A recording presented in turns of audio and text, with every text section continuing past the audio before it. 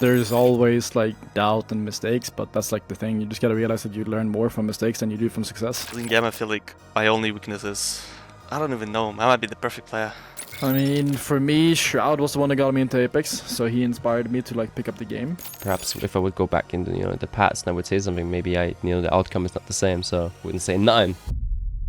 How do you guys handle conflict in the team and with the team chemistry? If you guys could just touch on that and how it's kind of evolved with you three being together. I think it takes a lot to like to talk outside of the game, like if it comes to VOD reviews or even just like having normal talks is really important. So you can like go for all the outside of games problems as well. If there's like anything you like need help from your teammates, I think like things like that is really important for like longevity in a team. How important do you think it is for a team to stick together for long periods of time? I think it's just two things, obviously. Like, one, it's very good to stick together because then you can actually like figure out the problems. Like, if you keep swapping players, then you're always going to be like changing the problem and working on different things instead of just like figuring out from the start. But that also requires the team to have like good synergy to begin with, because in Apex the meta changes and a lot of the value for players change. For example, a player is good in an aggressive meta and then we change the defensive meta, then obviously the value of that player is going to go down, right?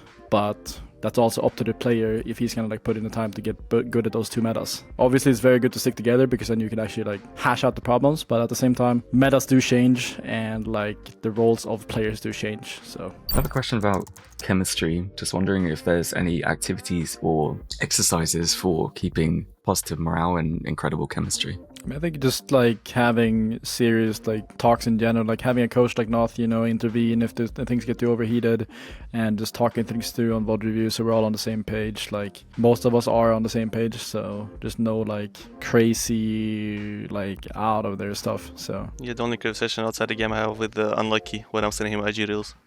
That's it. Outside of TDMs and scrims, what do you guys do to make sure you stay on top of your game? R5 for me personally. I just play R5 before and after usually when I play. Sometimes when I feel off, I just get on the game and play for like 12 hours a day till I actually started like playing my old self. yeah, same here. Just a lot of ranked and a lot of VOD reviewing too. Like watching other teams play and watching my own team play is very important, especially as an IGL, but also that's like self-improvement. Early in your career, have you ever doubted yourself as an IGL when making plays/calls?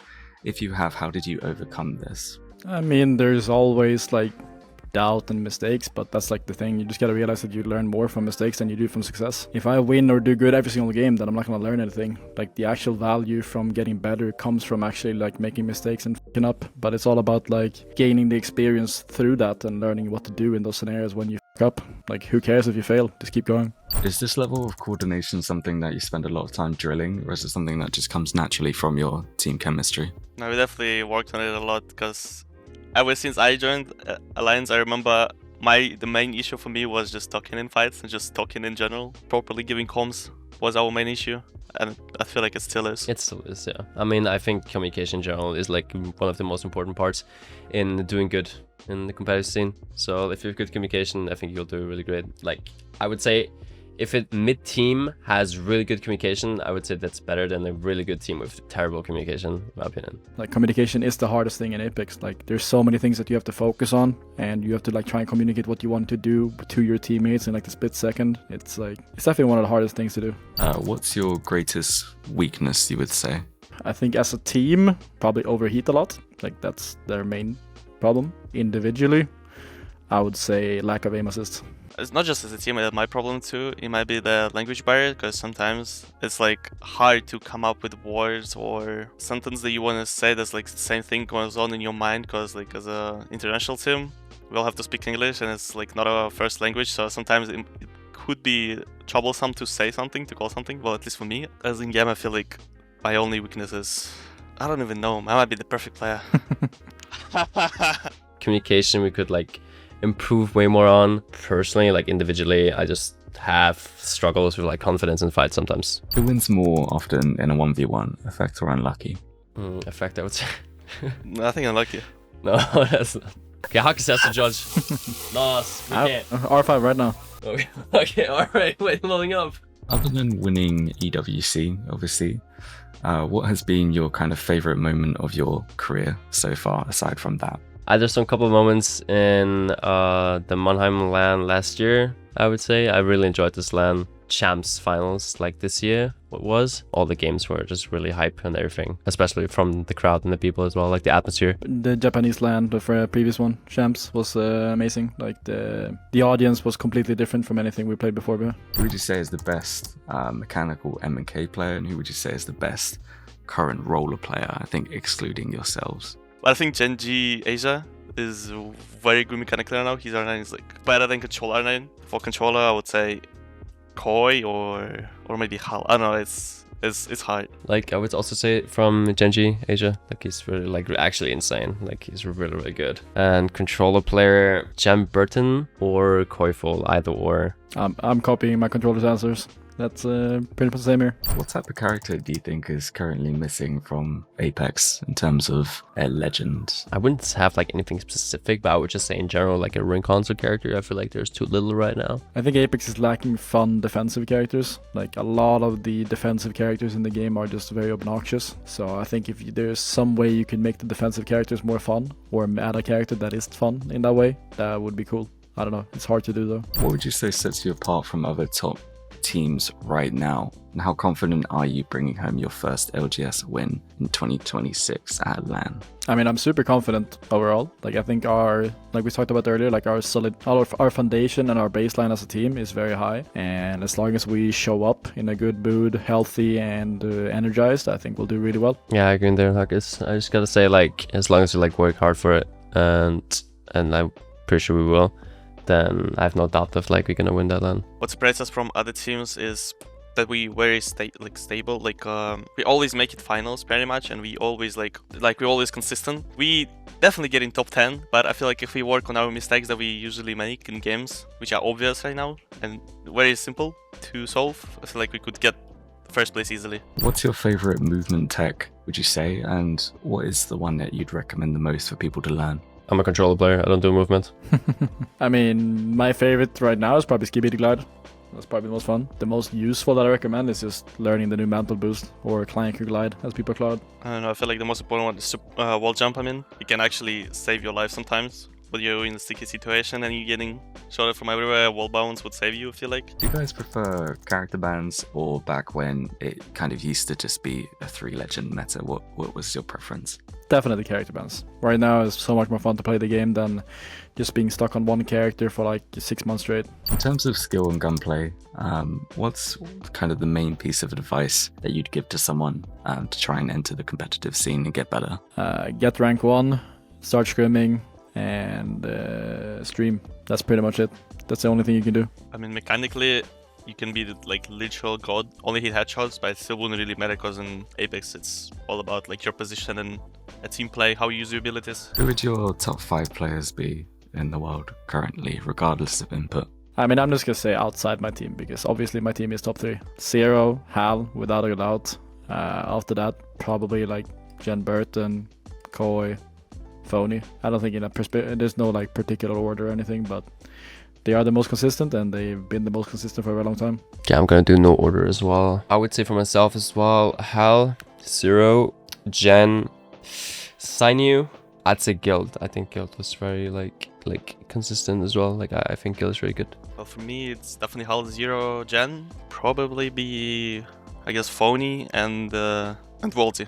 Who would you say inspires you to keep going, or to start, or who currently inspires you? Who would be your biggest kind of like influence? I mean, for me, Shroud was the one that got me into Apex, so he inspired me to like pick up the game. But then I would say at the start of Apex, it was definitely Hal. I watched his stream the most when I was starting to compete.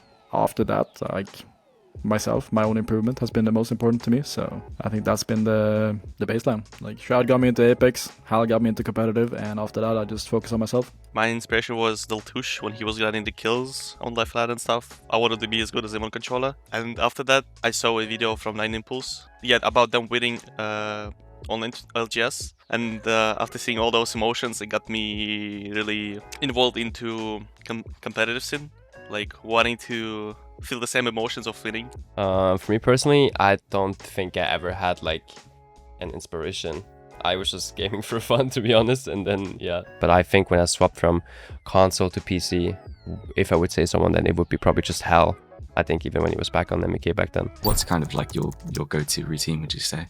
Just take care of both my mental and my physical health. Like that's the number one thing. Like I always try to be fully rested, like fully energized, try to like eat good before a tournament and all that. So nothing else to it, honestly. Just try to be my 100%. I mean, for me, not much more either. Just like some good sleep before game day, obviously.